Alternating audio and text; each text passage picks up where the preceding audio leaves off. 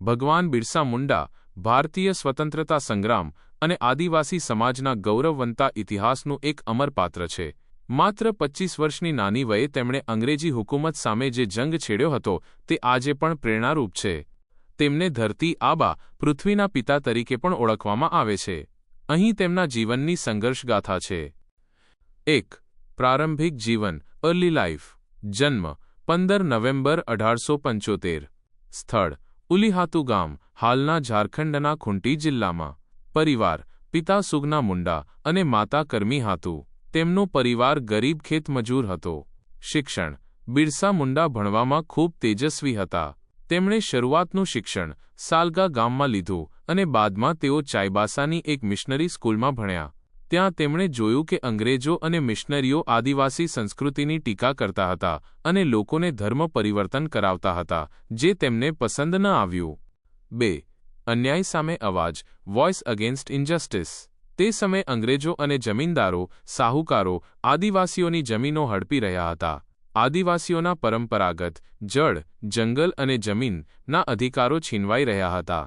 બિરસા મુંડાએ જોયું કે પોતાના જ લોકો ભૂખમરા અને શોષણનો શિકાર બની રહ્યા છે. તેમણે 1894માં દુષ્કાળ દરમિયાન અંગ્રેજો સામે લગાન માફી માટે આંદોલન કર્યું. આ તેમના નેતૃત્વની શરૂઆત હતી. 3. ઉલગુલાન મહાન ક્રાંતિ. બિરસા મુંડાએ માત્ર અંગ્રેજો સામે લડાઈ જ ન કરી, પરંતુ સમાજ સુધારણાનું પણ કામ કર્યું. સામાજિક સુધારણા તેમણે લોકોને દારૂ છોડવા, અંધશ્રદ્ધામાંથી બહાર આવવા અને સ્વચ્છતા રાખવા સમજાવ્યા. તેમણે બિરસા ધર્મની સ્થાપના કરી, જેમાં ઘણા લોકો જોડાયા.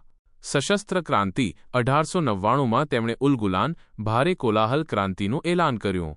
તેમનો નારો હતો, રાણીનું શાસન ખતમ કરો અને આપણું રાજ્ય સ્થાપિત કરો.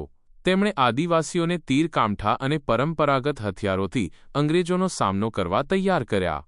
તેમણે પોલીસ સ્ટેશનો અને અંગ્રેજ અધિકારીઓ પર હુમલા કર્યા. 4. ધરપકડ અને બલિદાન અરેસ્ટ એન્ડ સેક્રિફાઈસ.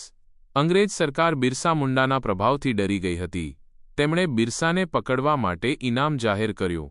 ધરપકડ 3 ફેબ્રુઆરી 1900ના રોજ જ્યારે બિરસા મુંડા ચક્રધરપુરના જંગલમાં સૂતા હતા, ત્યારે કેટલાક સ્થાનિક લોકોની બાતમીના આધારે અંગ્રેજોએ તેમને પકડી લીધા.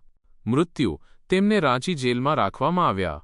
ત્યાં 9 જૂન 1900ના રોજ રહસ્યમય સંજોગોમાં કહેવાય છે કે કોલેરાને કારણે, પણ ઘણા માને છે કે ઝેર આપવામાં આવ્યું હતું, તેમનું અવસાન થયું.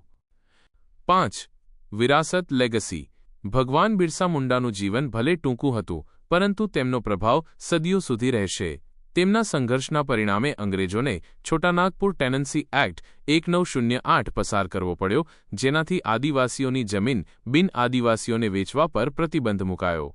ભારત સરકાર તેમના જન્મદિન 15 નવેમ્બરને જનજાતીય ગૌરવ દિવસ તરીકે ઉજવે છે.